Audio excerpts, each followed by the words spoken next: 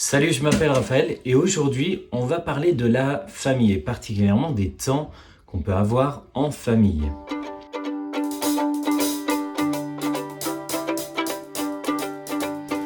C'est très important les temps en famille, c'est ce qui va consolider vos liens, qui va amener vraiment la confiance les uns avec les autres, qui va renforcer aussi votre foi, qui va permettre de faire grandir vos enfants en tant que disciples. Donc, c'est des temps vraiment essentiels. La forme que peuvent prendre ces temps, eh bien, elle va différer d'une famille à l'autre. Moi, je vais vous partager ce que nous, on a mis en place. Maintenant, c'est pas une règle à prendre. C'est vraiment, prenez ce qui vous semble bon et mettez en place vraiment ces temps en famille régulièrement, quotidiennement. D'avoir ces temps de partage et ces temps de prière, ces temps de louange. Donc, avant qu'on parte en voyage missionnaire, on prenait déjà justement ces temps en famille. Et c'était des temps où on écoutait Dieu, on louait le Seigneur et on priait ensemble les uns pour les autres. Pour vous donner un exemple concret de ce qui s'est passé justement dans ces temps en famille, on était en Afrique du Sud et là, dans un temps d'écoute, eh bien, notre fils reçoit qu'on allait habiter sur une île pendant un temps, donc au milieu de l'océan. Et puis alors tout le monde a rigolé, puis moi j'ai dit voilà, tout le monde peut se tromper, hein, et c'est pas grave. Nous on partait donc dans le Montana, après l'Afrique du Sud, on était dans un projet d'aller dans le Montana pour faire une école de louange.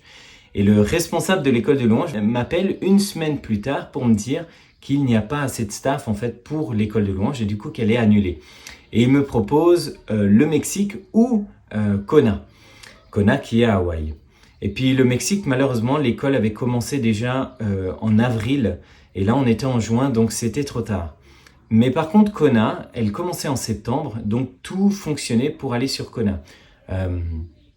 On a regardé ensuite sur la carte, juste par curiosité, où était Kona, parce que je n'avais pas du tout la notion, je pensais que Hawaï était vraiment collé au continent américain, et en fait, c'est pas du tout le cas. Hawaï, c'est vraiment au milieu de l'océan Pacifique. Et voilà, du coup, on est parti en famille à Hawaï et ça a été des temps vraiment, vraiment bénis. Et à Hawaï, ben justement, on a inscrit nos enfants à ce qu'on appelle la Foundation School. C'est une école pour les enfants où ils vont être enseignés par rapport à être des disciples. Et donc enseigner pour écouter Dieu, pour vraiment vivre une relation en fait d'intimité avec le Père et avec le Christ. Et dans ces temps-là, en fait, chaque vendredi, on avait un temps qu'on appelait justement le temps en famille. Alors comment ça se représentait? On se mettait en rond, vraiment dans une salle, par terre, toute la famille, hein.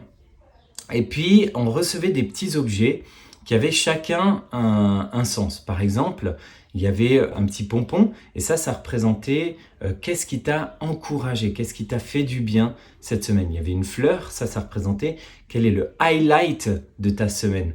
Il y avait aussi un fruit et ça c'est qu'est-ce que tu as grandi dans ton caractère, qu'est-ce que tu as vu qui a changé en toi. Il y avait aussi une pièce Lego et ça voulait dire qu'est-ce que tu as appris de nouveau? Donc ça peut être très concret, hein. J'ai appris un nouvel accord de guitare, voilà, on partage sur ça. Ensuite, il y avait une pierre. La pierre, c'est qu'est-ce qui a été dur, qu'est-ce qui a été difficile pour toi cette semaine. Ça peut être des paroles de copains, enfin voilà. Et puis la dernière chose, coquillage. Alors le coquillage, c'est écouter Dieu. Qu'est-ce que Dieu t'a parlé pendant cette semaine? Qu'est-ce que Dieu t'a dit pendant cette semaine? Et l'idée donc c'était chacun de nous, on prenait un petit temps, on prenait un des objets et puis on partageait sur ce que le Seigneur avait fait pendant cette semaine. Et puis ce qui était important c'est que tout le monde écoute chacun, vraiment qu'il y ait une écoute. Donc personne n'a le droit de dire mais n'importe quoi ou de se moquer ou je sais pas quoi, mais vraiment c'était très très important, on écoute la personne qui parle et on n'ose pas réagir ou dire quelque chose. Et puis après ce temps-là, on avait un temps aussi d'encouragement. Et puis là, toute la famille, pareil, encourager quelqu'un. Donc par exemple, moi j'allais encourager ma fille parce que cette semaine j'ai vu qu'elle a été incroyable avec son frère, qu'elle l'a aidé par exemple aux maths ou je sais pas. Mais c'était un encouragement et les frères et sœurs s'encourageaient les uns les autres, les parents encouragent les enfants enfants encourageaient aussi les parents. Enfin c'est très très beau. Hein. C'est pareil pour le temps juste avant, c'était important que les parents participent. Hein. C'est pas juste quelque chose d'enfant, on est tous au même niveau et on partage ensemble ce qui nous tient à cœur. Donc voilà, ces temps famille, ça a été vraiment superbe. On a continué aussi ici. On a créé des petits sacs.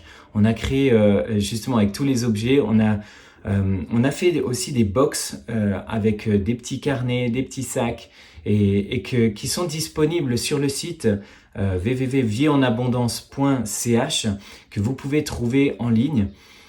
Et vous pouvez aussi trouver le livre qui encourage par rapport à cette dimension de la vie en abondance en famille et de vivre l'abondance du cœur du Père en famille. Voilà, j'espère que ça vous a encouragé, que vous pourrez aussi mettre votre propre temps en famille régulièrement pour vivre vraiment la gloire de Dieu au milieu de vous et resserrer vos liens et vivre l'unité ensemble. Soyez bénis.